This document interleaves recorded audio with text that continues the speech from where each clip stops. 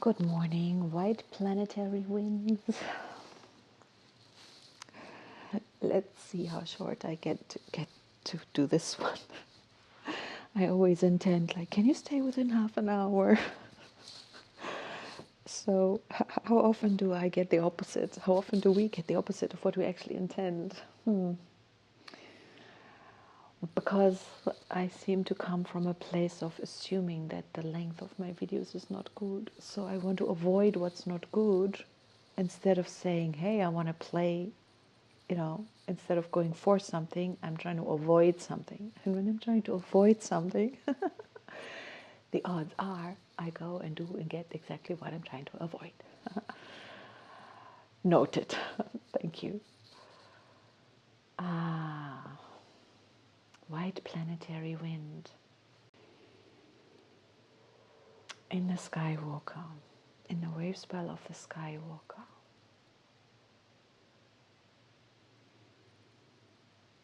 Wind and the Skywalker goes very well together when we're in an enclosed courtyard with walls or a hedge or something. Any enclosure is a wind block, acts as a wind block. Wind likes free and open space to blow. The Skywalker glyph shows us this space between that line and the pillars that are seemingly coming down from the top. Maybe they're being released like a balloon up to the top. Either way, there's this space. There's some beautiful thing I wanted to refer us to before I dive deeper into the wind. Let's start there rather than going back.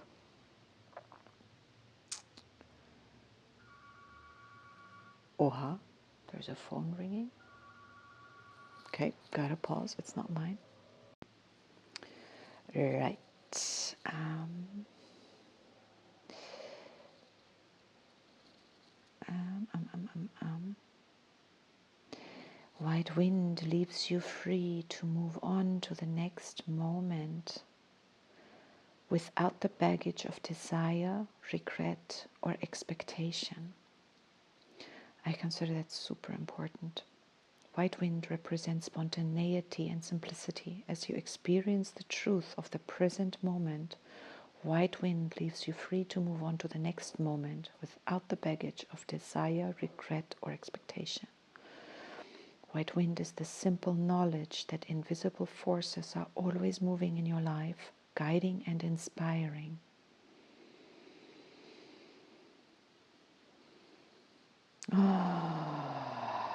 Now the white wind is attached to the yellow human, right? Even though it's in the antipode position, but this one refers to it. White wind also embodies the concept of presence. Presence is an expression of beingness, a creator of intimacy. It has to do with being wise.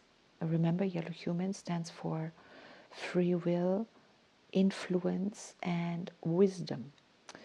It has to do with being wise in your simplicity. From simple beingness, your true identity emerges. Presence is being open, aware, and in the now. Presence is being there for whatever is.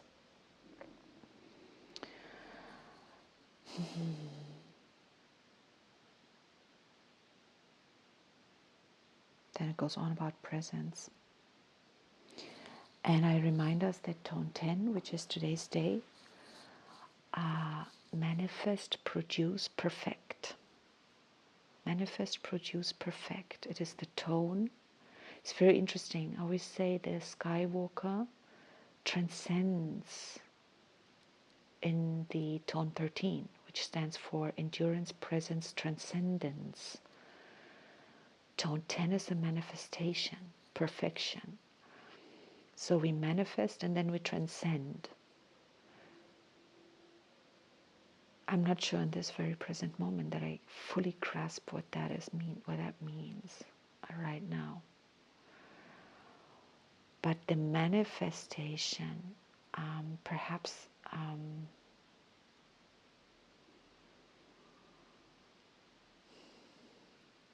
well, the transcendence, tone 13, is the bridger to the next wave spell, which interestingly enough in this particular case takes us into the wave spell of the analog kin of the Skywalker, White World Bridger.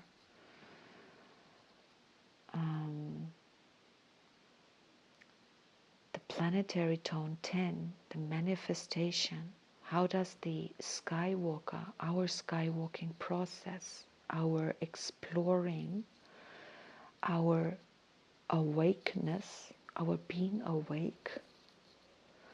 Being awake also means aware, I suppose. You can be awake of something but not aware of something, but then you're not awake to the thing you're not aware of. So semantics, is it more than semantics? But to consciously explore space,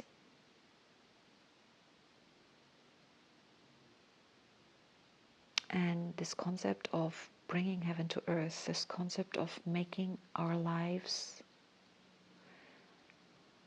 I don't want to say it, but I have to say making our lives better, but better from a place of good, not better from a place of worse, or better from a place of worse, I don't know. But like, yeah,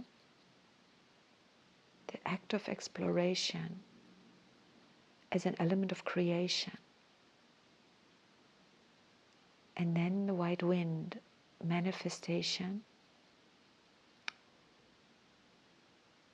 free from the baggage of desire and expectation. How do I explore and create free from desire and expectation? I have a funny feeling I've reached a point of a hidden clue in the game.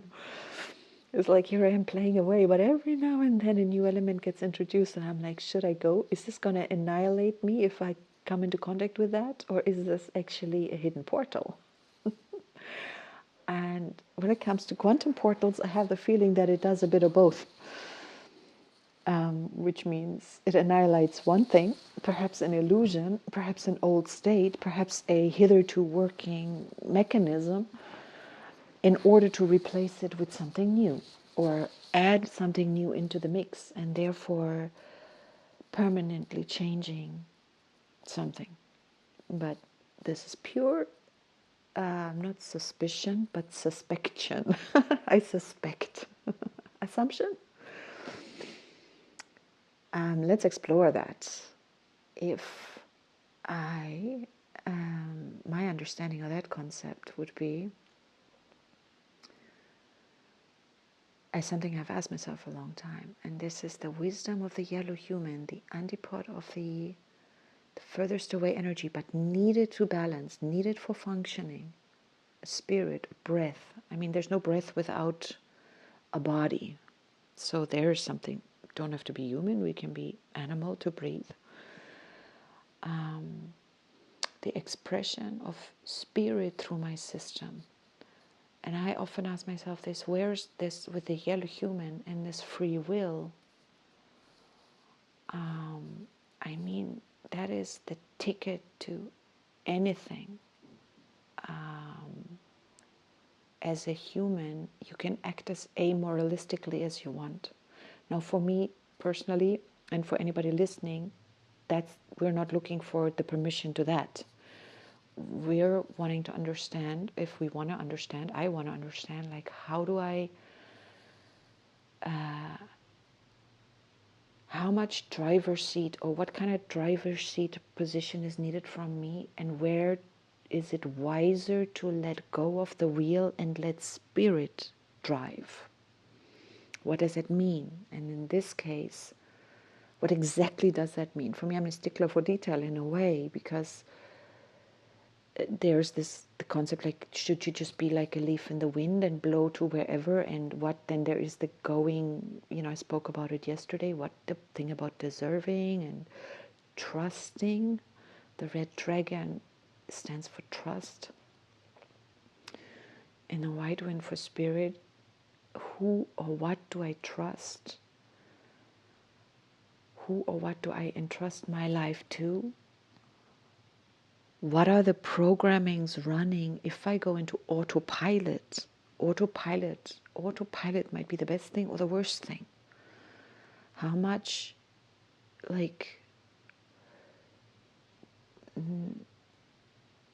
am I supposed to, where is my will actually interfering with a better flow? And where is my hands off the wheel not giving a direction and therefore I'm not moving? This is, to me, to the Skywalker, perhaps this is an essential, integral part of skywalking, is to explore this. And do we need to understand it? Or can we just naturally, is there a way to live so naturally in alignment that none of these thoughts are required, that none of that investigation is required? Indeed, there must be. Children don't think, don't inquire, neither do animals.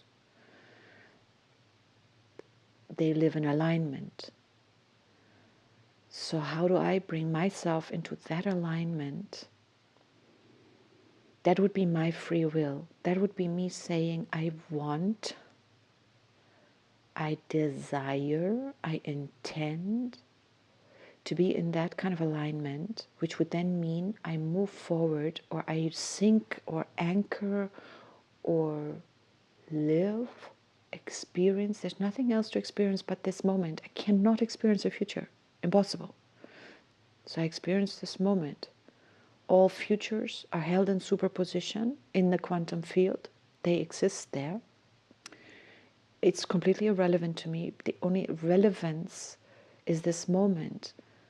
This moment creates its own intentions, its own choices.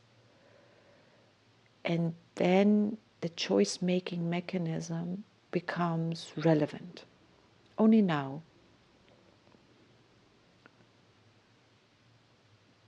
Wait, I'm going too far. Exhale. Breath, white wind, yellow human. Alignment. Free will. To be in this alignment. If my intention is to be in the now, in alignment, I have to instantly become that.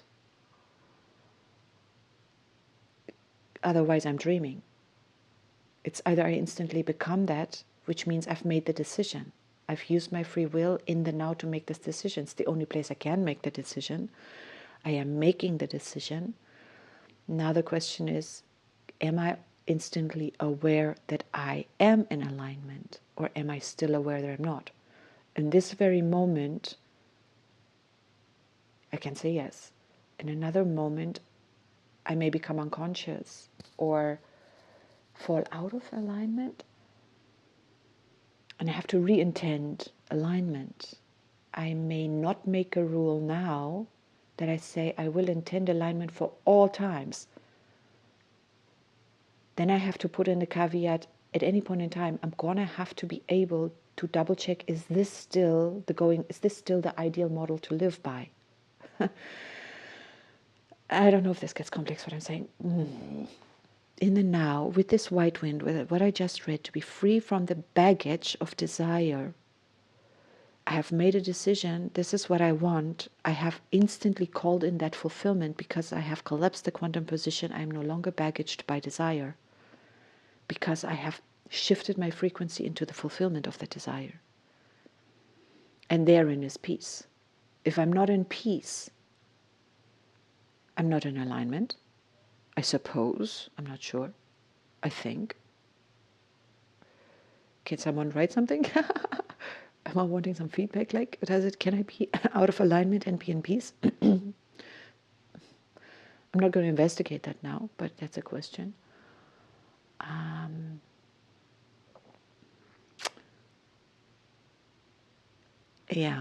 But that's what that would mean. In alignment, where's alignment? Alignment, alignment, alignment, alignment. What is the meaning of that? Exactly. And spirit. White wind stands for spirit. for me, in my life experience, this alignment, if spirit, if I, who is I,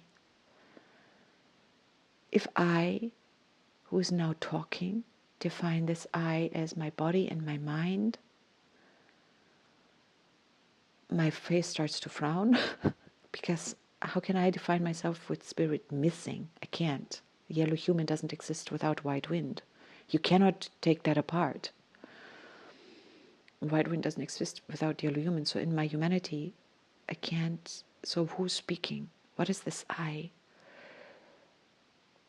Principally, I can go now into seeking a definition, which would then again be limited. The nameable Tao is not the Tao, but I am the Tao, so I cannot name it. I am. I can live from that, in which case all questions of alignment become irrelevant because the I am is the I am, and the limited portion to some degree can never experience the whole, except when it aligns with the whole, then it does experience the whole. I do, I I do think that is possible. I want to say I have experience of it, and I want to say it must be possible. If it's conceivable, it's possible. So yeah, living on a day-to-day level, the integration of being a part of a whole, red dragon. Then it's no longer about, oh, I want to be rich, I want to be healthy, I want to be loved, I want to be successful, I want to be beautiful, I want to be youthful, I want to be flexible, I want to be, what can I all want? all the things I could want. In alignment with the fulfillment of desire stops. I cannot desire to have what I have. But in the living of human life, desire is like a pulse. It comes and goes. I don't know if it's possible to live a desireless life. And what would we design desire? When I exhale and I stop myself from inhaling, I hold my breath. By force of will, the desire to breathe increases. Now I could say that isn't desire, that's just survival instinct. But now we're coming into the realm of definition. Does life desire to live? I could say yes. I could say no, because it is life. Does Tatiana desire to be Tatiana? I could say yes, because otherwise she wouldn't exist. Or I could say no, because she exists, she can't desire to exist. Philosophy. I guess. Relevant or not? Where is it relevant? In the achievement of fulfillment and being at ease, not being partially fulfilled, not being totally fulfilled, cannot. I don't know if we can be at ease with that.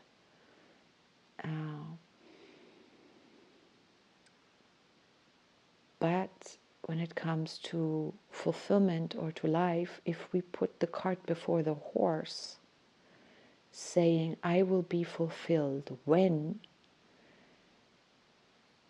and therefore I am not fulfilled, the frequency of being unfulfilled can create the frequency of desire, which can be exactly the frequency which keeps fulfillment away from us, in which case desire is not the pathway to fulfillment.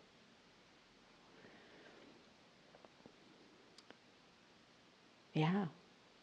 Anyway, I'm not here to explain reality creation. There are better channels than me. I'm just here to remind us how the wind, to inspire when we're jammed or when we're diseased, uneasy,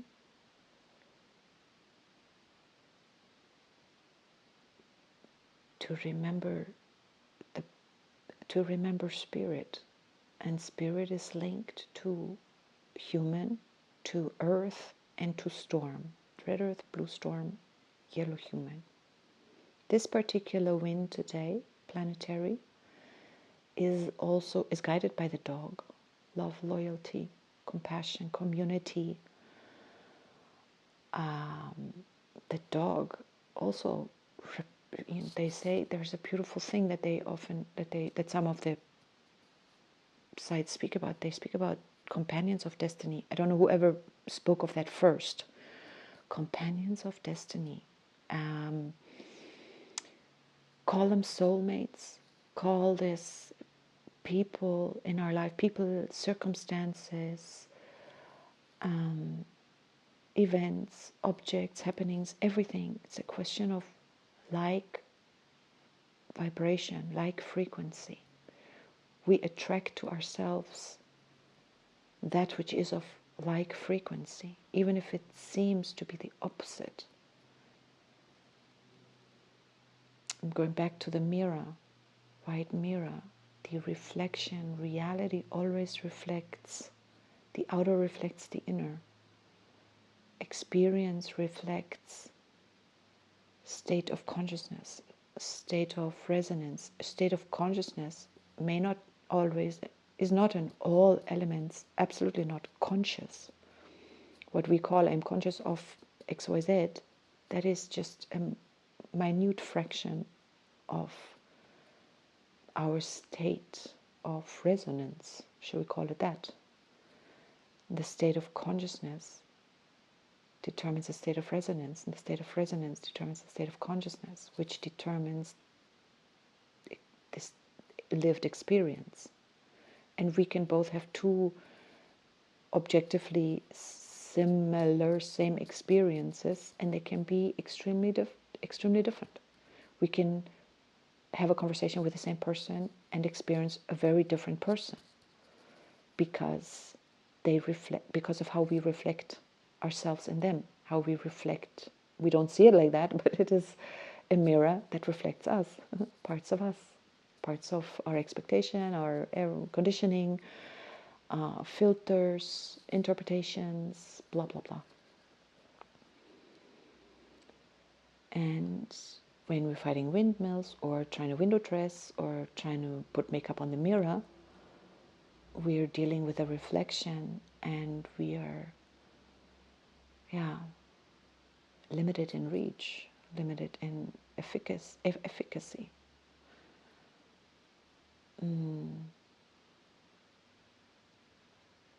So the wind in this case being guided by love. In the Skywalker, the planetary wind guided by love. If our explorations of life, if our is not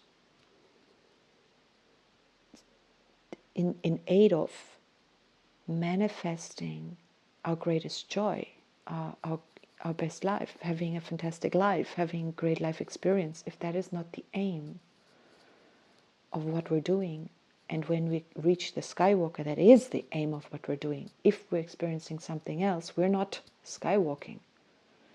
I think we're in the shadow of something.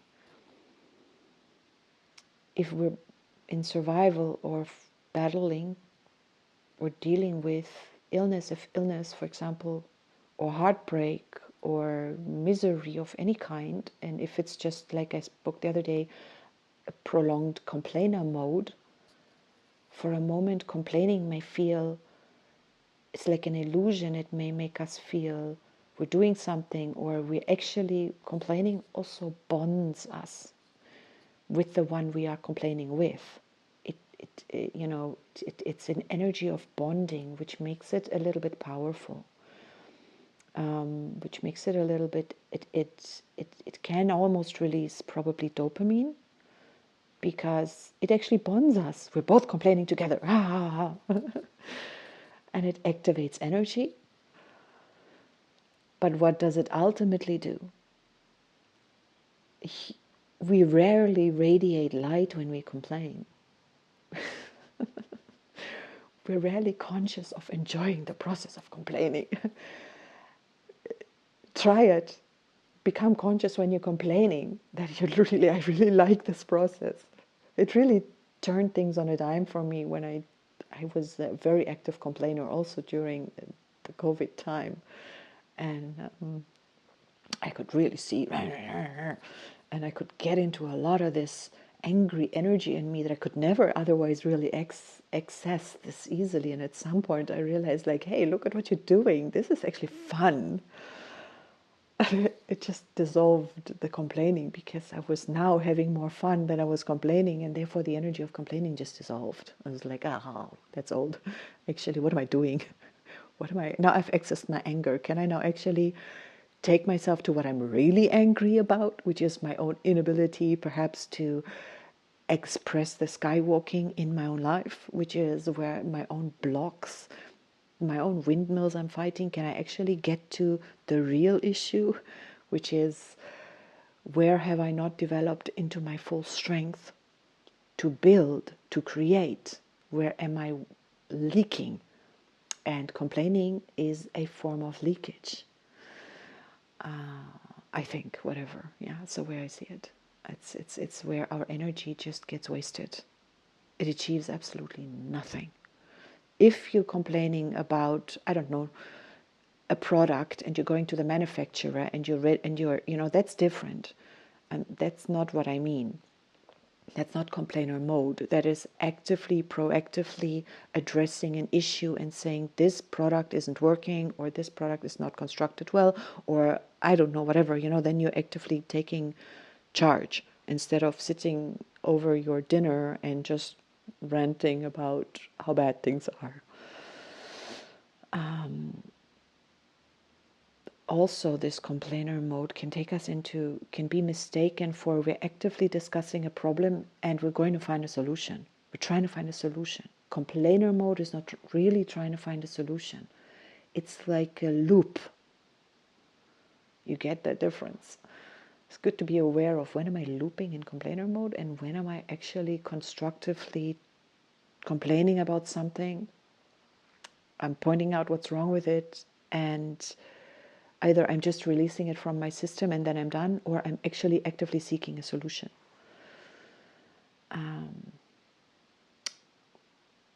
Yeah. So using our breath, our words, our communications to create, to manifest our desire, to create is very important. This is a big reminder in the skywalking process. The importance of listening, spiritual listening, very important. We tend, it's like the difference between telling God what you need in a prayer, which God surely knows better than you do. We underestimate God. Anyway, versus actually saying, God, tell me what it is I need to hear. Tell me what it is I need to know in order to change my own situation. If I am called upon to change a situation, if it's for you to change my situation, then I sit back and I say thank you that you exist and that you're changing my situation, whatever the case may be, but listening. And any type of communication in aid of the skywalker, that's in aid of our heaven, in aid of joy, in aid of peace, in aid of life, in aid of love, in aid of service. That's what our breathing is, in aid of life. Are we breathing properly to support the body? Are we breathing properly to support our lives? We should just check in on that now and then. And if we're not, we might want to course correct. And if we don't know how, we can say, thank you, Spirit, show me how to course correct, and then let it go. And stay open and receptive to that information coming into your system, and it will.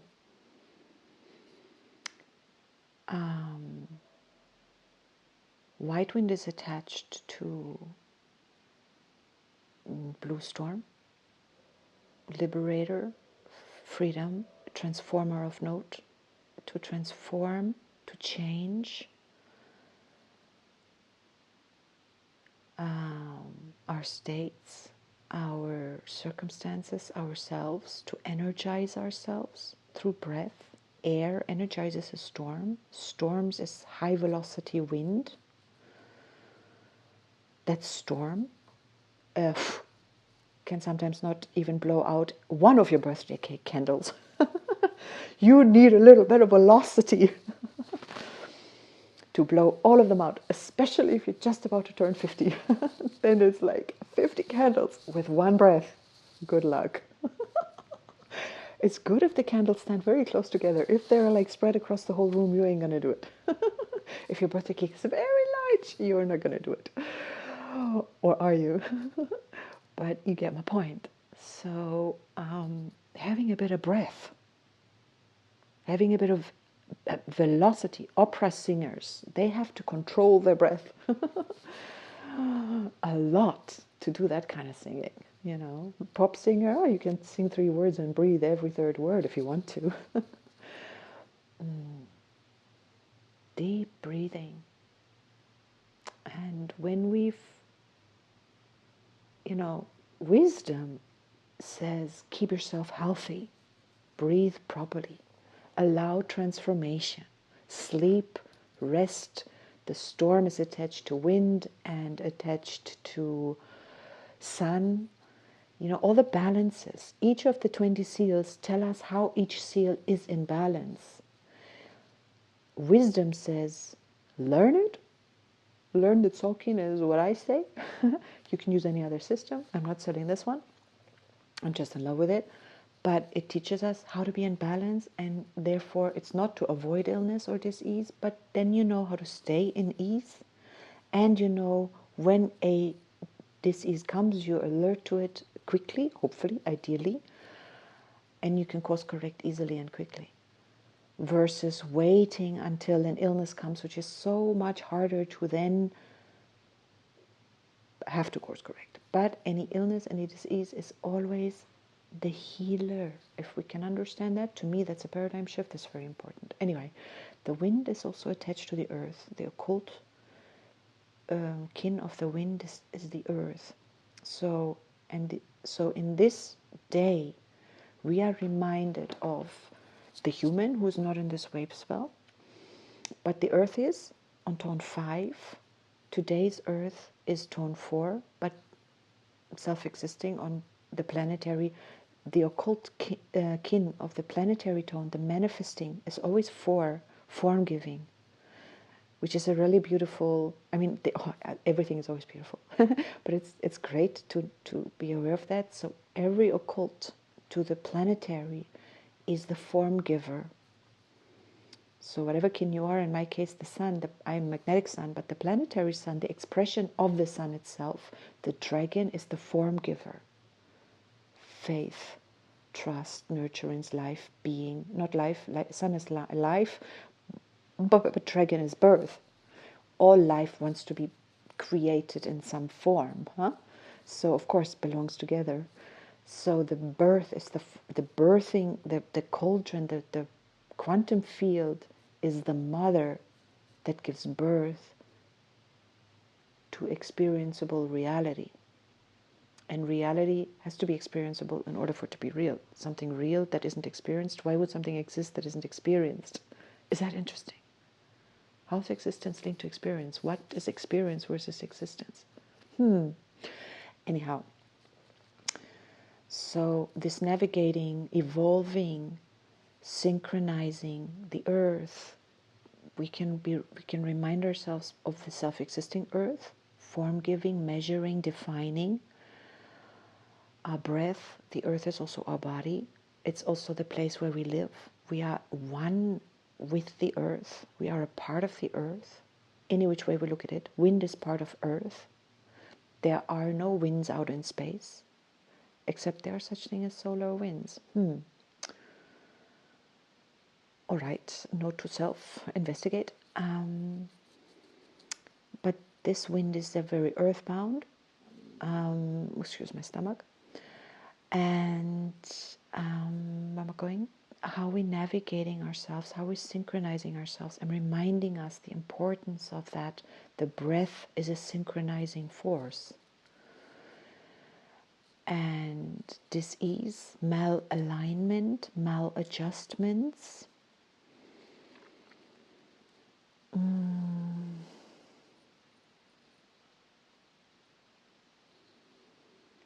thinking course correction. I'm thinking if a body, yesterday speaking to a friend of mine about the body. We're both in a massage field and stuff. So we're talking if a body has deformed, if you will, its spine over a time, and let's say what we see in a lot of elderly people where there's the thoracic spine, the chest is pronounced out through the back. They had this round shoulder. There's like this little mountain that forms where the shoulders are in the back, between the shoulder blades. The spine extends backwards. I always look at that as the heart has been protected too much. The shoulders rounded forward, the spine rounds backwards, and the heart goes further deeper in instead of being out and open to the front. And this, how do we, is that course correctable? It causes a lot of pain to the to the body, to the back of the shoulders. And what is required to course correct that? At what point can a body no longer neuroplastically reshape itself? And do we have to wait till we are there? The inspiration would be to understand alignment early in life, and to the wolf you feed versus the wolf you don't, right? To feed the wolf of alignment, which is, I always harp on about the school system and the children coming in being not forced out of alignment to the degree that they may struggle their whole lives and not find their alignment because they have just unlearned to feel it. We've just unlearned to know what alignment is because there's so much interference. So much interference with the programming and the conditioning and the filters and all that stuff.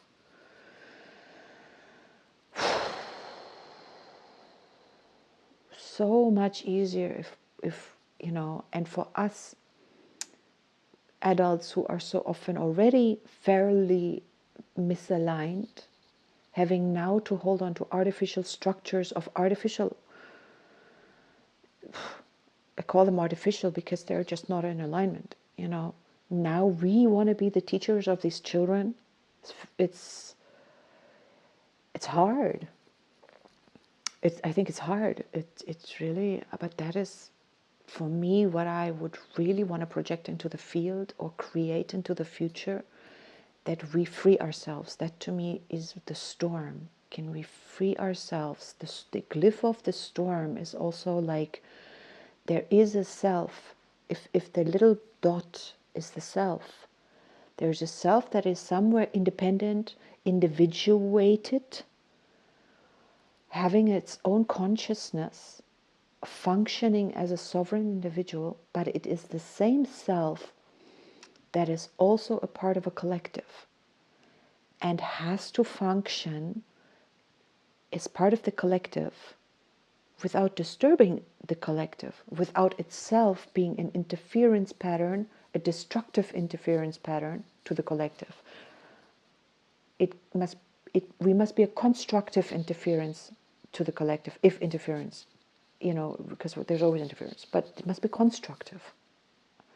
I think there's always interference, but it must be constructive. I'm learning there's constructive and destructive interference. Destructive cancels each other, cancels the potentialities, cancels the potentials out. Constructive strengthens the potentials, or, you know, to understand that. And I think it's really important to understand the quantum field, because we have an old programming In the old paradigm, it says there's only one lollipop, only either one of us can have it. If you have it, I can't have it. If I have it, you can't have it. Quantum theory tells us, well, there are an infinite number of lollipops, and we can both have even this one in different realities. How we translate that into practical life, but we're going to get there. But just to understand that alleviates me from the need of having this lollipop, because there are an infinite number of lollipops. Take it. I can give it to you. That understanding puts me in a position where I am in a constructive, what did I just say it's called? Interference. I'm constructive because I'm no longer needing to insist. I'm not coming out of a lack consciousness because my consciousness says there are an infinite number of lollipops in existence. I do not need to have this one. And if my life depended on this one, you'd know it.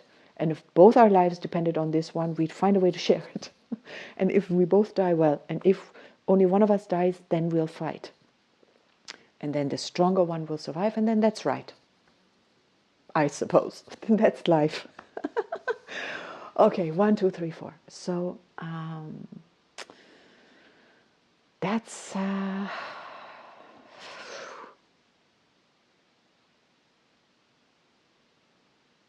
for us to apply this principle of the white wind, guided by love. We can align with love. We can align with the earth and our synchronization. We can align with our humanity. I think I've said everything I have to say about the planetary wind.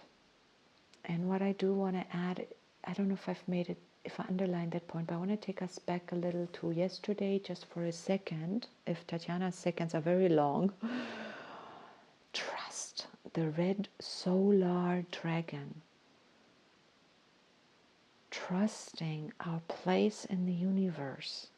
That is alignment. That is free to me. And that is the wind, the planetary wind. And then again, this free will. This is where I started. Can I let go of the wheel and trust completely in the guidance any moment to be making the only decision? This is a radical shift to me, and the difference of aligning my ducks, deciding what I want, going for it, keeping an eye on the goal. Now I can effort my way there, or I can just believe I am worthy, the dragon. I believe I can have what I want, even if I have no idea of how I'm going to get there. And if it seems so unlikely, if I decide today I want that $1,000,000, for me that isn't going to happen because I have programs running that are causing destructive interference, destructive interference. That goal is not going to be reached until I can truly say, you know what, I deserve that, I can have that. I personally believe stronger that everyone can have it who decides to have it, versus if I have it, makes me an evil capitalist or whatever my interference patterns may be, which may cancel out the probability. I need to be aware of those and cancel them out, or install one that automatically cancels all the others out, that install an override. If I can do it. And I have a few goals where I have to install the override, because also the programs in the field are very strong. I am a part of a collective field. I want to install the override. And when I do that, that is going to be a benefit to every human on this planet. Because if I successfully achieve the override, that's going to become an option to everyone. And that's going to benefit everyone if they have the option to choose that. You know what I mean? It's just brilliant. So my Skywalker life will always affirm my choices when they are ultimately a benefit to everyone.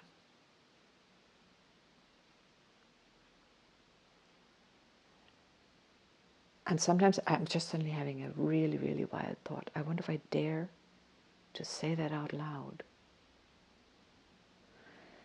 It's a thought. Why am I censoring myself? sometimes wonder, how could something like the Holocaust happen? We have examples in today's world that are just as heinous, but let's just use that as a heinous example, or the Inquisition, or whatever is going on today. I can take us to Namibia. That there are like so many heinous, but any one of them.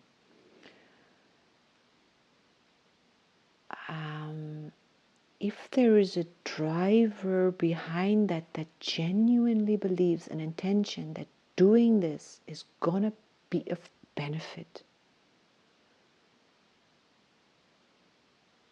this is a wild thought. No,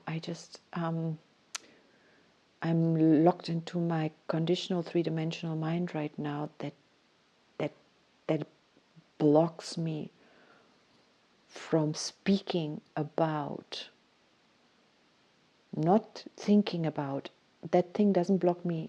I can think about this stuff quite freely, but I can't speak about it freely. It blocks me from speaking about a justification or an explanation, a creational explanation for horrors. It's not necessary that I shouldn't be able to speak about it, but I'm still having that block because I'm not qualified. I'm myself telling myself I'm not qualified. I'm not. It's dangerous. Don't go there. Something is like alarm bells. You have to really okay, interesting. Now, what I'm finding doubly interesting on the planetary wind, because in this wave spell, I always also, every wave spell, not every wave spell, but it frequently seems to come up that the shadow of something shows up. Like, how do I unblock healing? It's one thing to know, and I often criticize, my own criticism is everyone is very quick to tell us how to do something, how to manifest, how to achieve, how to set goals, how to achieve your goals, how to. And I'm like, but wait a minute, what if I can't apply that? Why aren't you telling me what do I need to do if I'm having a block and I can't do what you're telling me to do? You know what I mean? It's like somewhere there, and there are a lot of us proving that it's just not as simple as you say it is. So what is it that we are proving? Why isn't it as simple as you say it is? And I've often known for a long time, I've been proved that it isn't that simple. When I've unblocked myself, I'm suddenly in that field where, oh my God, it is as simple as they say it is. It totally is. But there is not a block, a something that needs to be undone. And it's like malalignment on the body. You can be told and shown exercises to do. If you've got a certain malalignment, like an anterior pelvic tilt, if you keep on doing these exercises that are being advertised as being really great for you, but you're doing them with the anterior pelvic tilt, you're going to create a problem down the line, because you are exercising something that is good when everything is in alignment, but that strengthens the problem while you're doing it out of alignment. And they don't mention that. It's like doing yoga with a TV. You may cause yourself more problem because there isn't a person there to tell you, wait a minute, you can't do this exercise with this thing. This is how to do it right. So, you know what I mean? So that's like getting out of your own echo chamber. Have someone else have an eye on it from outside. But where am I going? The blocks. So with the Skywalker, am I going? If I can't create, where am I going? Where am I coming from? Why was I? Oh, where's my trajectory?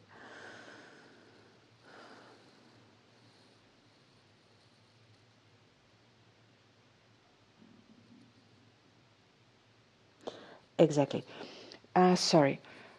This thing of justifying or explaining how something horrible, and this jam I'm experiencing, to me it shows me I have asked myself, especially in the Skywalker, and I've spoken about it I think early on, I have a certain situation, and there are several of them, but one in particular I hold in mind right now, where I almost dare not ask the right question. I dare not look at it. I'm fearful. My self-existing warrior in this wave spell, giving form. Incidentally, the occult of the self-existing warrior in this wave spell, tone 4, is the, I know it's the magnetic warrior. Well, here's where I'm going. The self-existing warrior's occult is the planetary serpent. And the planetary serpent is the serpent made manifest in its optimal place. In this wave spell, we're going into the cosmic serpent at the end, transcending.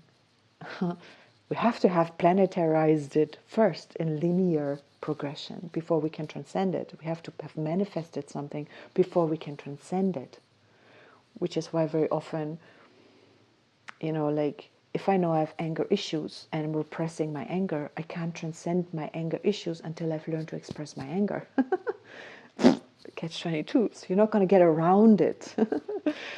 As I always say, it's like the portal is the way through. You can't get around it. So the portal is the place of manifestation. You can't circumvent expression or experience. You have to. That's the linear. There is a sort of a linear expression too.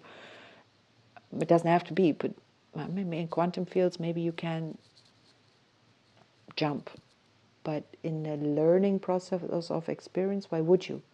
But you could. Perhaps you could. Why would you? Why would I believe my mind smart enough to say you can't? Lol. Okay, so I wanted to. My self-existing warrior does want to be brave to look at the thing I'm afraid to look at. I do want that because I believe there's a knot that doesn't need to be there.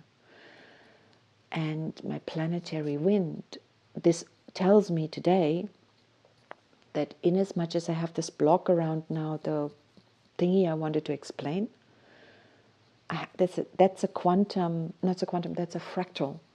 That's a pattern. There's like my pattern recognition mechanism is trying to map a pattern. What are you experiencing here where you can experience it? The block of, no, you can't justify this, there's something. I may be justifying my own limitation. Suddenly I'm thinking of Stockholm Syndrome. Oh my goodness. This may all be linked. I'm justifying, Abraham Hicks calls it arguing for your limitation. I'm justifying, I'm unconsciously, Blue Night, I need to investigate, skywalk my unconscious. How do I do that? I can only do that through the mirror. The Blue Night is attached to the mirror because I can't see my unconscious. We can't see our shadow. The reason it's called shadow, and I'm not talking the kind of shadow caused by a light, we just need to turn around there, you're looking at it. The psychological shadow is called shadow because we cannot see it. The minute you're seeing it, it's no longer shadow. Huh? Logical. So the unconscious, what I'm not aware of, does reflect in my reality. It does show up. It shows up in your windmills. It shows up in my windmills. Okay, oh wait, no, fighting windmills can also be, it does show up there. But it also shows up that it shows up my avoidance. It shows up my distractions.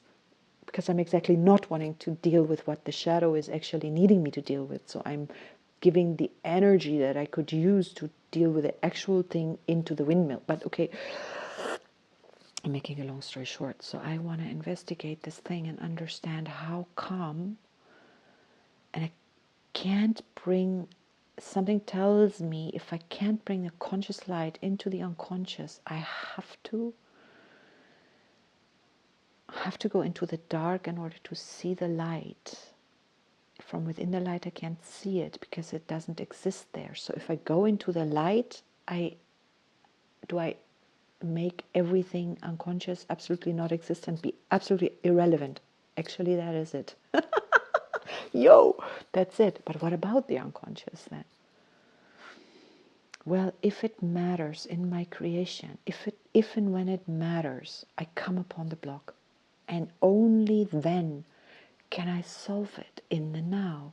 I've created a problem in a place of reality where I am not this moment. I'm somehow entangled with something there. I can't untangle this in this conversation, but I'm kind of sort of seeing or not seeing, and I'm using my breath, my wind, my words, my ability to communicate with spirit and say to spirit, this thing that my limited mental cognitive capacity is trying to untangle, I'm giving it to you, who's me, is me, we are one. I'm giving it to the field, I'm giving it to my own higher self, to the dog, to love today, to love with love, to life, to the earth, to the synchronicity of earth, to synchronicity, to the earth, to synchronize myself with the solution, the untangled solution, the perfect, to my own evolution, to the optimal evolution, removing optimal evolution, because that's again bringing in duality. Okay, I want to have complementary relationships with my own polar opposites. Okay, fine. That's an override to every eventuality. Okay, granted. I give it up. There you go. Give it to the storm, who is my occult medicine.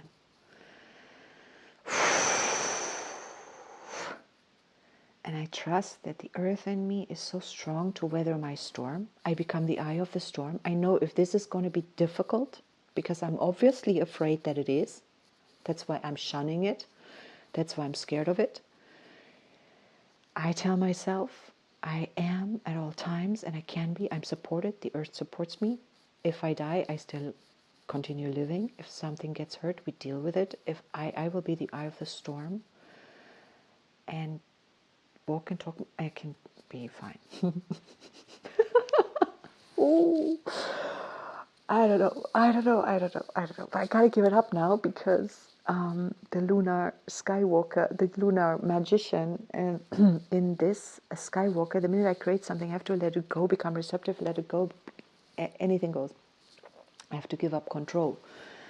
Very important aspect of the lunar skywalker, tone 2 in the skywalker, the lunar, wizard, guided by the world bridger, guided by death, opportunity, equalize, and the wizard being magic, receptivity, timelessness. I have to give it up, center myself in the now. Where am I? My shoulders are dropping. I'm sitting on my couch. I'm doing this thing. I'm about to stop doing this thing. Then I'm going to go eat something, etc. This is all that matters right now.